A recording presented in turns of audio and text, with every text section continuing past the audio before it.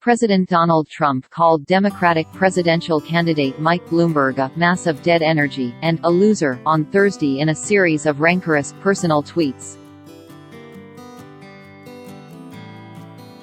The former New York mayor then did something few Democratic presidential candidates have been willing to, so far, respond in kind.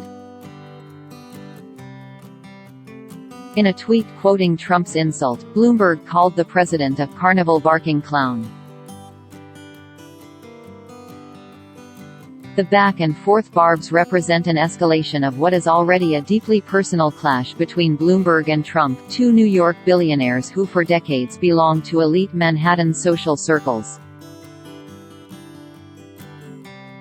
Bloomberg has yet to appear on a single presidential primary ballot, but his massive ad spending, growing online meme operation, rising poll numbers and personal biography appear to be making him an especially worrisome opponent to Trump. The president has tweeted more about Bloomberg in recent weeks than about any other Democratic candidate. Since Tuesday, Trump has tweeted insults about Bloomberg at least 5 times, mocking his golf game, his height, and his debating skills. Bloomberg is 5 feet 8, and Trump is 6 feet 3 inches.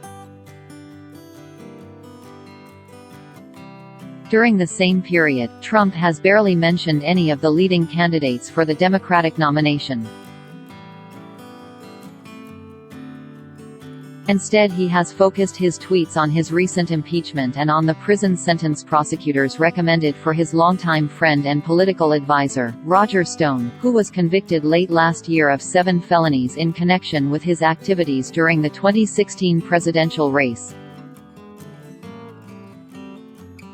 But as Trump increasingly shifts his energy toward his re-election campaign, the prospect of running against Bloomberg is clearly preoccupying the president.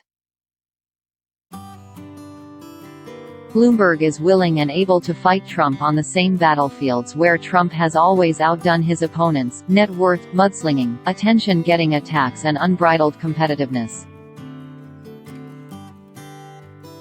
On both the campaign trail and in private, Trump touts his personal wealth as evidence of his superior intelligence and his business acumen. He also revels in his ability to fire off personal insults at his opponents, insults he then uses to animate his supporters at massive rallies. Trump also prides himself on his willingness to attack his opponents more viciously, and often effectively, than they attack him. In Bloomberg, however, Trump faces a direct challenge to core principles that underpin his entire political career, including his use of personal wealth as a measuring stick for power and importance, as well as his insistence that success in the private sector correlates directly to success in the White House. Bloomberg's net worth of just over $60 billion dwarfs Trump's, which Forbes estimates at $3.1 billion. It even dwarfs Trump's most exaggerated claims about his wealth, which typically top out at $10 billion. No other presidential candidate in modern times has had more money than Bloomberg does.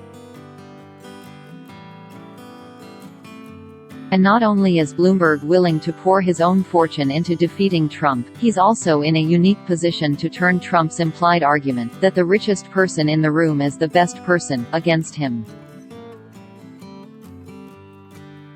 On Thursday, Bloomberg responded further to Trump during a campaign stop in North Carolina. "We all know that Donald Trump is a bully," Bloomberg told attendees. "But he's from New York and I'm from New York, and I know how to deal with New York bullies." Bloomberg added, "Somebody said, you know that he's tall, and he calls me Little Mike. And the answer is, Donald, where I come from, we measure your height from your neck up." even referring to Trump by his first name as a not-so-subtle reminder that Bloomberg has known Trump personally for decades. It's a safe bet that Trump's attacks on Bloomberg will only escalate if Bloomberg continues to rise in the polls. A new Morning Consult survey released Thursday showed Bloomberg winning 17% of Democratic primary voters nationwide, only a point behind one-time front-runner former Vice President Joe Biden. Senator Bernie Sanders, IVT, a self-described Democratic socialist, is at the top of the poll.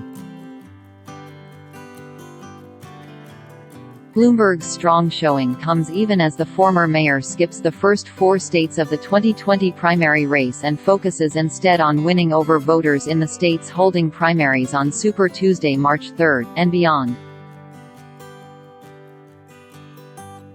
Recent surveys show Bloomberg polling at No. 1 in Arkansas, which has its primary on Super Tuesday, and surpassing rival Sen. Elizabeth Warren, D. Mass, in Florida, which goes to the polls March 17.